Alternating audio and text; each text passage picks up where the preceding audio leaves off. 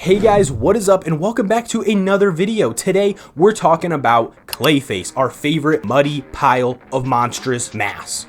Clayface. We just got some casting news, so in today's video, I'm going to be talking about everything I want in DCU Clayface, the movie. We're talking actors, we're talking story, we're talking visual effects, what they should look like, practical effects, what they should look like. But make sure to leave a comment down below and tell me what you want to see in the Clayface movie. I love hearing what you guys have to say. Like the video and subscribe if you are new. Other than that, let's jump right into the video. So a couple days ago, we got some news that Tom, I don't know if it's Rice or Harry's is going to be playing Clayface in the new movie, which is exciting. I haven't seen this actor in anything that I've watched yet, but from what I've heard and what clips I've seen, he seems like he's going to do a really good job, especially when you see the competition he was up against. James Gunn was testing a lot of actors who are very popular right now, and he beat them all. So I trust James Gunn in this decision. Now, James Watkins is going to be directing this movie. I'm not a huge fan of his directing style, and I mean, a lot of the movies that have come out, I've just been disappointed with. Speak No Evil was basically like a 1-to-1 remake of the original, which is super disappointing. Like, just turn on subtitles. That's a problem for another day. James Watkins has said that this movie is going to follow a B-list movie actor as he's trying to become more popular. He starts injecting himself with stuff and he eventually turns into a giant clay monster, which basically, yeah, that's Clayface's origin in a way. From what they've said, they want to follow the Batman animated series Feet of Clay episodes, which are really good origin, where his family makes like this face cream. He starts putting the cream on. It starts like melting his face eventually, and then he starts getting just like carried away with it, and then he turns into Clayface. But Clayface has the opportunity to be so unique and really cool in what they can show us visually, with CGI, with practical effects especially. I want them to really look into the Substance movie, and I think they will for a lot of reasons, on how that movie succeeded and how they can, you know, take some of those aspects and put it into the Clayface movie. If you guys don't know, The Substance is a movie that came out a year ago or 2 years ago. I think it was last year. It follows a very similar story about a female actress who's getting older, who needs to get like a younger appearance because she's losing movie roles, popularity, etc. She starts injecting herself with something called the Substance, and she basically lives two lives, one as a younger, like prime version of herself, and the version that she lives now, but she has to have a balance, otherwise it won't work. Well, you know how this is gonna go. She starts getting too greedy, and it's super gross.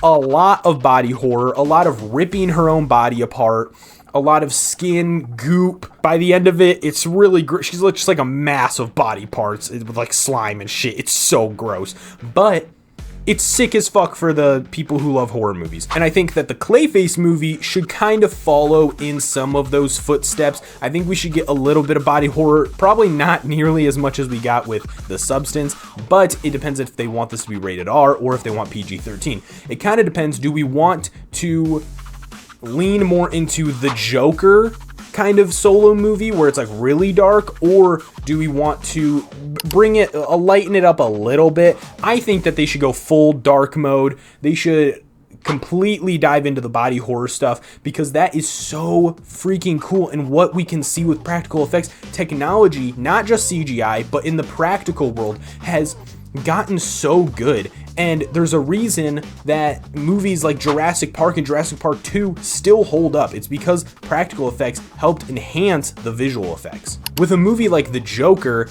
this is going to be similar into where there is no other villain. He is the villain. It's an inner battle that he's having with himself that's being reflected on the outside. And what's really cool is that where we can start making this movie different than The Substance, because it is quite similar if you think about it. Clayface doesn't just turn into like a giant body horror monster. He actually can control this clay, and he can become a giant clay monster. He can most of the time shapeshift into different people. He can start changing his appearance, and because he's an actor, he can also start voice acting and playing these different roles of characters. He has a lot of opportunity to show his range after he becomes Clayface in this movie, which is super exciting. I think the theme of the movie is figuring out who you are, which is a struggle a lot of people have. I have that struggle sometimes. You know, I want to be a comic book creator, a YouTuber. I want to pursue the career that I actually have day to day. I wanted to be a streamer. I've wanted to be a game designer. I've wanted to do so many things. But at the end of the day, you don't have enough time to do everything you want all at the same time. And I think that an actor probably has a similar struggle to that. I think there's plenty of actors who get typecast and they also struggle with wanting to do other movie roles, but they can't because no one's allowing them to. And I think that this character is the perfect character to show that in a tragic way. But you don't necessarily have to feel bad for the character, especially when somebody... I think what makes a villain a true villain is when people offer help and they actively deny it, knowing that there is help there for them. Which makes the Joker movie so complicated and good, is because nobody really helped the Joker in that movie. No one was really there for him. But with a character like Clayface, if we wanted to show that villain aspect of him, have characters around him trying to help him, actively trying to help him, even after he becomes Clayface. And if he denies that, then he starts becoming a villain. But if he starts leaning into that, if he takes the steps with the people who actually care about him, that's when we could get a really interesting character that is not necessarily super evil, not necessarily a good person, but in the middle, which is the toughest characters to write and the toughest villains to hate or love. But with this movie being a comic book movie, I want to see some comic booky stuff. I don't just want this character to be shape-shifting into other people, because then you can just get a different actor or dress this actor up in some practical effects and make them look, you know, like a human being. I don't want Clayface to just be a human being the whole movie. I want to see Clayface on full display. We saw Clayface in the Creature Commando show. I thought he looked cool. He was doing Clayface stuff. He was creating things with his hands, you know? Get like the spiky ball going, get the hammer going. I want to see stuff like that in the movie. He doesn't necessarily have to go up against Batman. I would love to see Batman in this movie, trust me.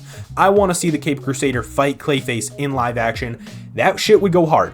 But if they haven't decided on a Batman yet, if they don't want to debut Batman in this movie, no matter who the Batman's going to be, I think there should be scenes of him attacking things, robbing a bank, or robbing the clay factory, or whatever, like whatever it is, the face cream factory, or in this case they're saying that he's injecting himself with something, so whatever he needs to do to get more of it, make him rob it in Clayface fashion, have him go against the cops, the SWAT team. You know, I'd love to see Clayface fighting a helicopter. Like, that shit would go so hard in theaters. I want to see Clayface on full display, not just this actor, but I also want the visual effects artist to have enough time to create some really cool animated scenes. I want the visual effects artist to also work closely with practical effects artists and build giant scale Clayface figures and statues and stuff like that could have some puppeteering work, and have them on set so that way the